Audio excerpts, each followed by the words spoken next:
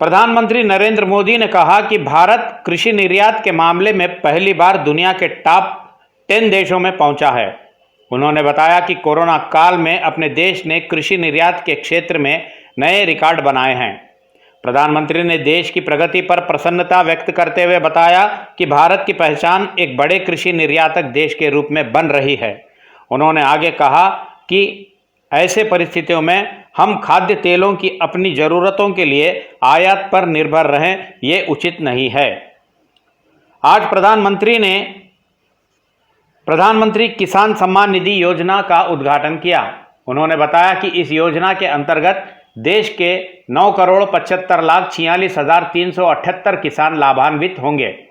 इस योजना से संबंधी 19,508 करोड़ रुपयों की राशि लाभार्थियों के खाते में अंतरित हो जाएगी।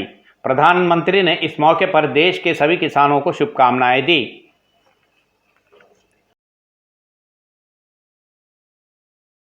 मामले में पहली बार दुनिया के टॉप 10 देशों में पहुंचा है, पहले 10 देशों में पहुंचा है।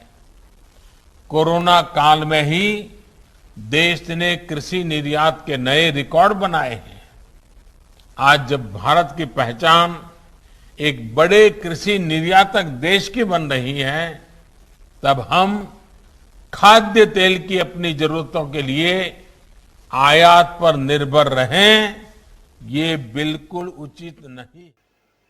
तेलंगाना प्रदेश कांग्रेस कमेटी के अध्यक्ष रेवंत रेड्डी ने कहा कि कांग्रेस पार्टी के शासनकाल में देश विश्व देशों के समक्ष एक शक्तिशाली देश के रूप में खड़ा था। उन्होंने कहा कि कांग्रेस देश को आजादी दिलाकर स्वच्छ वायु प्रवाहित की, तो आज मोदी अपने शासनकाल में देश को अंबानी अडानी के हाथों में गिरवी रख दिए हैं। रेवंत रेड्डी ने मोदी की आलोचना करते हुए कहा कि नरेंद्र मोदी कृषि क्षेत्र में काले कानूनों को लाकर देश के किसानों की कमर तोड़ रहे हैं। उन्होंने यह भी बताया कि पेट्रोल, डीजल तथा रसोई गैस की कीमतें बढ़ाते हुए लोगों को तकलीफों में ढकेला जा रहा है। रेवंत रेड्डी ने इसी संदर्भ में बताया कि गोरे अंग्रेजी शासकों की फासिस्ट नीतियों को देश में नरेंद्र मोदी तथा तेलंगाना राज्य में केसीआर अमल कर रहे हैं। కేంద్రంలో అధికారాన్ని కోల్పోయి బడుగు బలైన దళిత గిరిజన మైనారిటీ మహిళల కోసం తెలంగాణ రాష్ట్రాన్ని మనకి ఇచ్చిండు.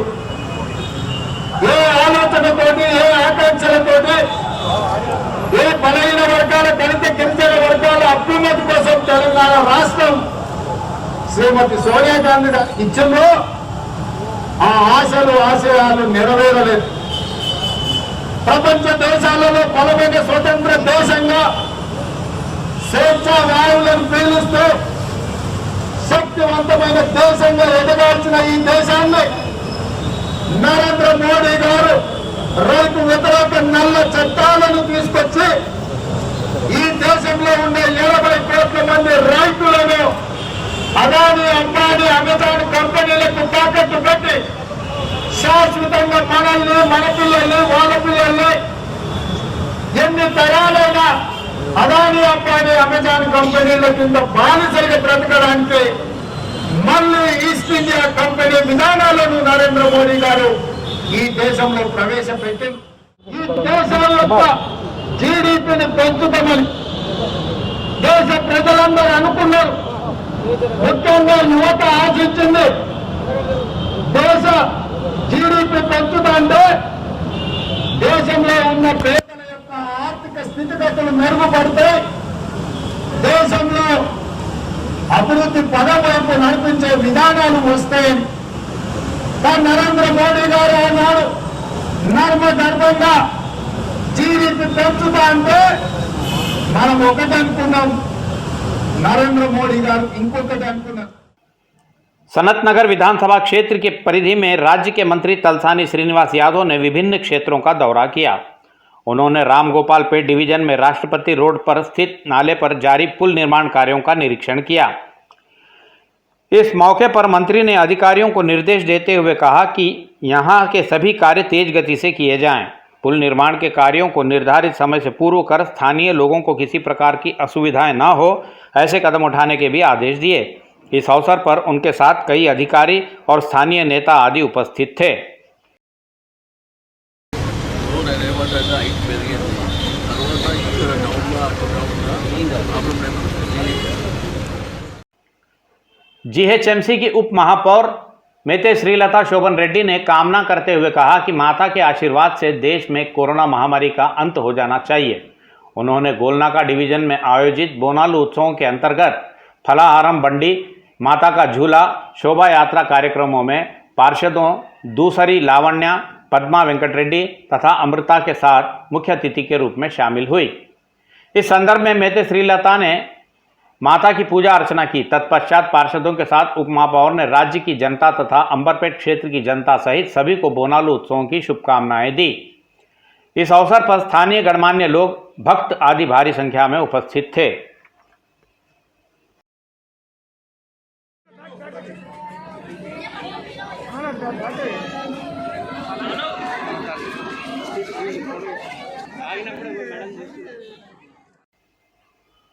विश्व आदिवासी दिवस के संदर्भ में भारतीय जनता पार्टी मध्य प्रदेश के प्रभारी पी मुरलीधर राव ने कुमरम भीम की प्रतिमा पर अपनी भावभीनी श्रद्धांजलि अर्पित की। टैंक बंड पर आयोजित इस कार्यक्रम में शामिल हुए मुरलीधर राव ने कुमरम भीम की प्रतिमा को पुष्पमाला पहनाकर पुष्पांजलि अर्पित की। इसके बाद उन्होंने सभी को विश्व आदिवासी दिवस की हार्दिक शुभकामनाएं दी। इसी मौके पर मुरलीधर राव ने मांग की कि जिस प्रकार राज्य में दलित बंधु योजना आरंभ की गई है, उसी तरह गिरिजन बंधु योजना भी अमल की जाए। उन्होंने बताया कि तेलंगाना राज्य में भाजपा की सरकार बनती है तो पहली हस्ताक्षर एसटी आरक्षण की फाइल पर ही किए जाएंगे। उन्होंने मुख्यमंत्री केसीआर की आलोचना करते हुए कहा कि एसटी आरक्षण के मामले में गिरिजनों के साथ धोखा किए हैं। उन्होंने बताया कि देश की मोदी सरकार गिरिजनों के लिए अनेकों विकास एवं कल्याणकारी कार्यक्रम चला रही है।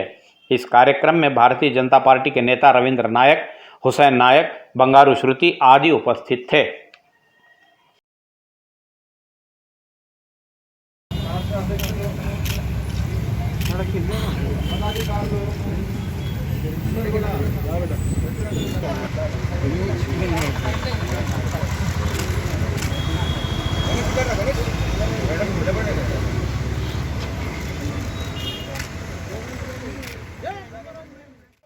संगारेड्डी जिला पटानचेरू शहर में स्थित जीएचएमसी के डिवीजन 111, 112 तथा 113 में किए जा रहे विकास कार्यों की आज समीक्षा की गई। इस समीक्षा बैठक में विधायक गुडेम महिपाल रेड्डी, सभी विभागों के अधिकारियों सहित पार्षद आदि उपस्थित थे। बैठक के दौरान विधायक महिपाल रेड्डी ने कहा कि उन डिवीजनों के ड्रेनेज व्यवस्थाओं, पेयजल आपूर्ति, पाइपलाइनों सहित अन्य कई समस्याओं पर चर्चा की गई है। यथाशीघ्र इन सभी कार्यों की जांच करके अधिकारियों को आदेश दिए गए हैं।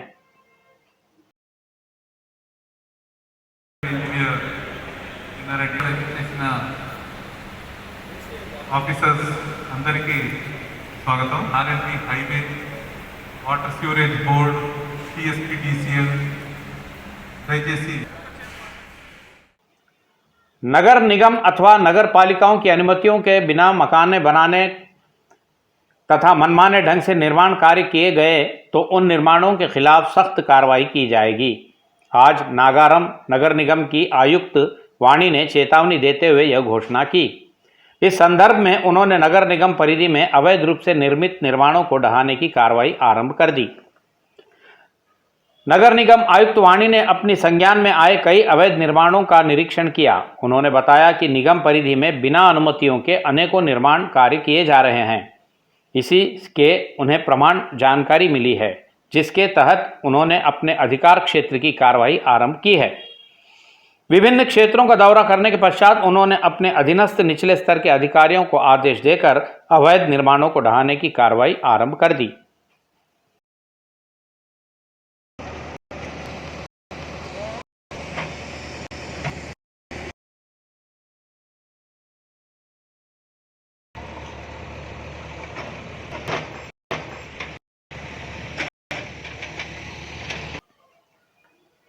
वनस्थलीपुरम साहेब नगर के मेन होल की सफाई के दौरान सांस न ले पाने से मेन होल में ही जान गंवाकर वहीं लापता हुए जीएचएमसी कर्मी अंतैया का शव अंततः 7 दिन बाद मिला।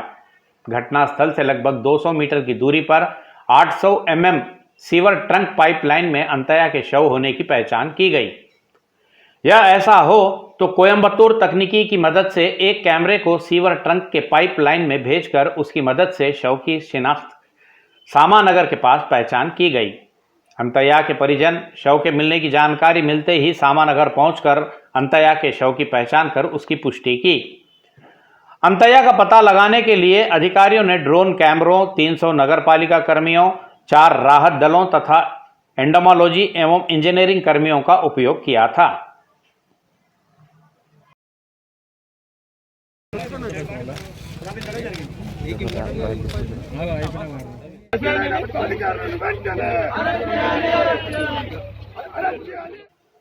जीएमआर हैदराबाद अंतर्राष्ट्रीय हवाई अड्डे को sky tracks best regional airport in India and central Asia पुरस्कार प्राप्त हुआ है। हैदराबाद हवाई अड्डा लगातार तीसरी बार स्काई ट्रैक्स अवार्ड्स प्राप्त किया है। इतना ही नहीं, विश्व के टॉप 100 हवाई अड्डों में 71वें स्थान पर रहा हैदराबाद हवाई अड्डा अब थोड़ा ऊपर बढ़कर 64वें स्थान पर पहुंच गया है। हैदराबाद का यह अंतर्राष्ट्रीय हवाई अड्डा देश तथा सेंट्रल एशिया में अत्यंत स्वच्छ हवाई अड्डों में तीसरे स्थान को प्राप्त किया है। इसके अलावा भारत देश एवं सेंट्रल एशिया में बेस्ट एयरपोर्ट स्टाफ की सूची में चौथे स्थान पर कायम हुआ है। साथ ही एशिया के बेस्ट क्षेत्रीय एयरपोर्टों में छठे स्थान पर यह हवाई अड्डा स्थापित हुआ है। स्काई ट्रैक्स द्वारा गत कई माह पूर्व व्यापक स्तर पर ऑनलाइन द्वारा किए गए ग्राहक संतृप्तिकरण सर्वेक्षण की समीक्षा के पश्चात इन परिणामों की घोषणा की गई है। यह हैदराबाद हवाई अड्डे सहित पूरे देश के लिए गौरव की बात है।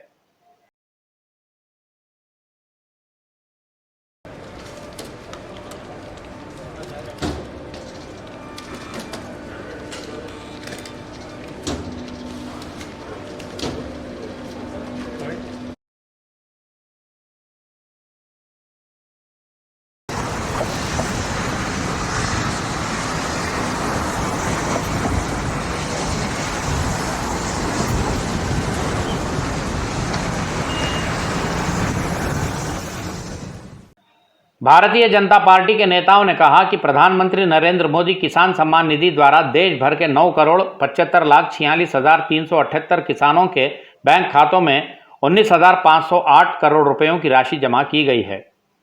इस निधि के अंतर्गत तेलंगाना राज्य के 35,44,000 किसानों को 720 करोड़ रुपयों की धनराशि उनके बैंक खातों में जमा की गई है। भारतीय जनता पार्टी राज्य शाखा एवं जिला शाखा के आला कमान के आह्वान पर मलकपेट डिवीजन कार्यालय में भारतीय जनता पार्टी की पार्षद श्वेता रेड्डी के नेतृत्व में प्रधानमंत्री नरेंद्र मोदी को धन्यवाद ज्ञापित किया गया। इस अवसर पर आईएस सदन डिवीजन के पार्षद श्वेता मधुकर रेड्डी, भाग्यनगर जिला उपाध्यक्ष अमरनाथ रेड्डी, डिवीजन अध्यक्ष शरद गौड़ आदि उपस्थित थे। కిసాన్ సమ్మాన్ నిధి సందర్భంగా 19,500 కోట్లు 9.74 లక్షల మంది రైతులకు సపోర్ట్గా వారి ఖాతాల్లో జమ చేయడం జరిగింది। అందులో భాగంగా మన రాష్ట్రంలో కూడా లక్షల మంది రైతులకు ఉపయోగపడే విధంగా వారి వారి ఖాతాల్లో జమ చేయడం జరుగుతుంది। ఈ ధనం ఏదైతే ఉన్నదో, ఈ రాశి ఏదైతే ఉన్నదో రైతులకు లబ్ధి చేకూర్చే విధంగా రైతుల పట్ల తీసుకునేటువంటి శ్రద్ధగా మనం భావించాల్సి వస్తుంది। అదేవిధంగా అన్ని రంగాల్లో గత 7-8 సంవత్సరాల నుంచి కూడా నరేంద్ర మోదీ గారి ప్రభుత్వం ఏ విధంగానైతే చొరవ తీసుకొని फोकस ह्यूमन राइट्स काउंसिल के राष्ट्रीय निदेशक आनंद ने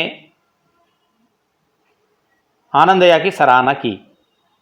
आज राष्ट्रीय निदेशक आनंद से प्रमुख आयुर्वेद चिकित्सक आनंदया उनके सम्मान में उनके घर जाकर दिलसुख नगर स्थित आनंद के निवास पर मिले।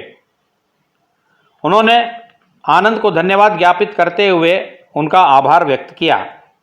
ज्ञातव्य है कि पूर्व में जब पुलिस ने आयुर्वेद चिकित्सक आनंदया को गिरफ्तार किया था, तब आनंद ने काउंसिल की ओर से न्यायालय में मामला दायर किया था।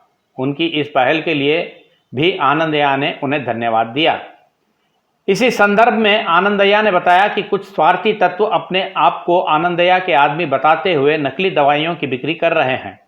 उन्होंने जन सामान्य को सतर्क करते हुए कहा कि आप ऐसे फर्जी लोगों के बहकावे में न पड़ें और अपना कीमती समय और पैसे के साथ साथ स्वास्थ्य के साथ खिलवाड़ ना करें। उन्होंने यह भी बताया कि मेरे द्वारा दी जा रही दवाई को लेकर जो दुष्प्रचार किया जा रहा है उस पर भी कोई ध्यान न दें। आयुर्वेद चिकित्सक आनंदया ने बताया कि संभावित कोरोना की तीसरी लहर के उपचार संबंधी दवाइयों की वे अपने स्तर पर खोज कर रहे हैं।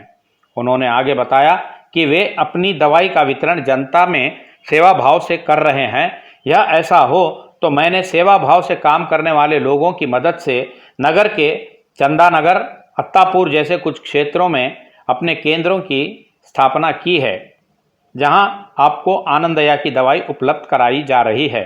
इस अवसर पर राष्ट्रीय मानव अधिकार के सदस्य आदि उपस्थित थे।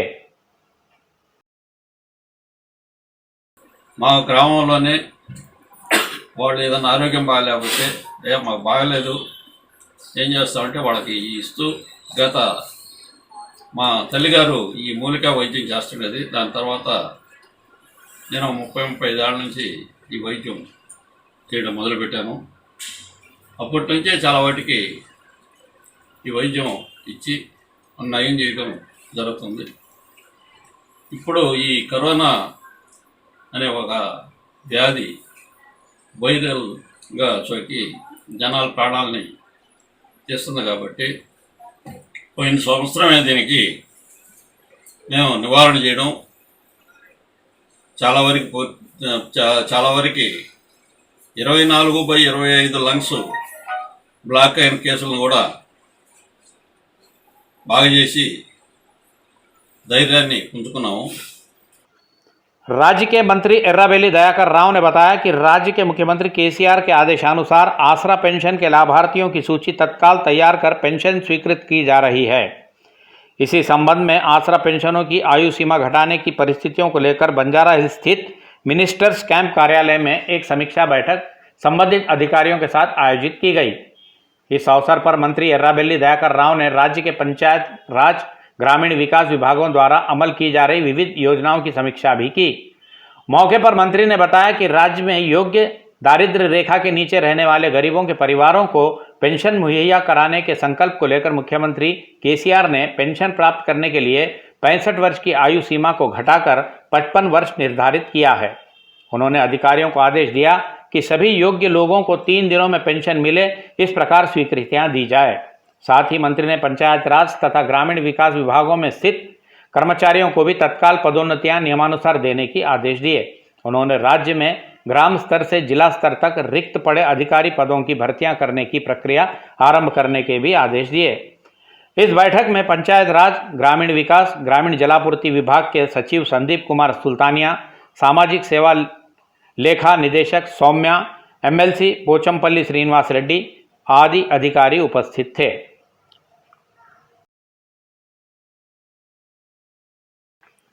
हैदराबाद नगर के सीमावर्ती बालापुर ग्राम स्थित अति प्राचीन संतान वेणुगोपाल स्वामी मंदिर में श्री दक्षिणामूर्ति चंडिकेश्वर स्वामी बलिपीठम स्थापना महोत्सव इस माह की 12 तथा 13 तारीख को आयोजित किए जाने की बड़ंगपेट म्युनिसिपल कॉरपोरेशन के मेयर चिगुरिंता पारिजाता नरसिम्हा रेड्डी ने दी।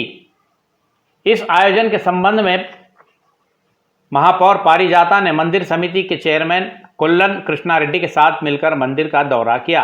इस दौरान उन्होंने याद दिलाया कि यह मंदिर 400 वर्ष पुरानी है और इसका इतिहास काफी विस्तृत है।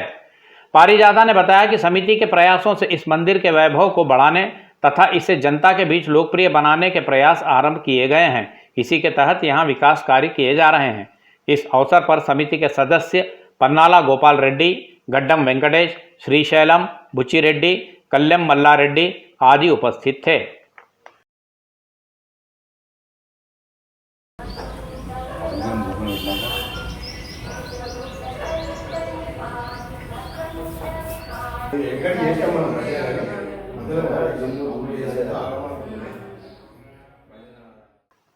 साइबराबाद पुलिस परिधि में गत 3 माहों की अवधि में हुई सड़क दुर्घटनाओं के दौरान ब्रेन डेड हो जाने से उनके शारीरिक अवयवों का दान किए 7 परिवारों के सदस्यों का पुलिस आयुक्त सज्जनार ने सम्मान किया। इस मौके पर सज्जनार ने कहा कि अवयवों का दान करने वाले भगवान के समान होते हैं, जो मरकर भी समाज में अपने बीच जीवित रहते हैं। अपने परिजन के ब्रेन डेड होने पर उनके अवयव दान करने के लिए आगे आए लोगों के परिजनों को सज्जनार ने धन्यवाद देते हुए कहा कि आप लोग अपने एक सदस्य को खोकर शोकमग्न रहते हुए भी दूसरों को बचाकर उन्हें जीवन दान दे रहे हैं। यह आप सभी की सहृदयता है। उन्होंने बताया कि तेलंगाना में जीवन दान योजना सफलतापूर्वक चल रही है। उन्होंने यह भी बताया कि इस वर्ष राज्य में 83 लोगों ने अवयव दान किए हैं। उन्होंने सभी से आग्रह किया कि दुर्घटनाओं के दौरान घायल होने वालों की सही समय पर मदद करना चाहिए। ముఖ్యంగా ప్రజలు అర్థం చేసుకోవాలి, చాలా మంది మీ యొక్క రక్షణ కోసం, మీ యొక్క సెక్యూరిటీ కోసం చాలా మంది తపన పడుతుంటారు. ముఖ్యంగా ప్రతి ఒక్క మనిషి ఇంటి నుంచి బయట వచ్చి రోడ్ ఎక్కినప్పుడు ఆయన ఒక పాదచారి కావచ్చు, ఒక 2-వీలర్ డ్రైవర్ కావచ్చు, కారు నడిపే వాళ్ళు కావచ్చు, లారీ నడిపే వాళ్ళు కావచ్చు, వాళ్ళందరూ కూడా గుర్తుంచుకోవాలి మీ వెనక ఒక ఫ్యామిలీ ఉంది. మీరు యాక్సిడెంట్ చనిపోతే మీరు ఒకరే చనిపోతారు. చాలా మందిలో 1,00,000 మందిలో మీరు ఒకరు ఇంజూర్ కావడం జరుగుతుంది, లేదంటే చనిపోవడం జరుగుతుంది. బట్ మీ ఫ్యామిలీ మాత్రం మీరే ప్రపంచము గుర్తించుకోవాలి. ప్రతి ఒక్క మనిషి రోడ్ ఎక్కి ఖచ్చితంగా ట్రాఫిక్ రూల్స్ పాటించాలి. హెల్మెట్ వాడటము, మంచి హెల్మెట్, అది కూడా క్వాలిటీ, ఏదో నాసిరకం హెల్మెట్ కాకుండా స్ట్రాప్ వేసుకోవాలి, ట్రాఫిక్ రూల్స్ పాటించాలి, లైసెన్స్ ఉండాలి. వేరే వాళ్ళు కూడా మీరు ఎట్లా డ్రైవింగ్ చూస్తారని చెప్పి కూడా చూడాలి. ఎందుకంటే మీ తప్పు లేకపోయినా వేరే వాళ్ళ తప్పులు కూడా మీకు నష్టం చేసే అవకాశం ఉంటుంది. సో మీరందరూ ప్రతి ఒక్క మనిషి ట్రాఫిక్ రూల్స్ పాటించాలని చెప్పి నేను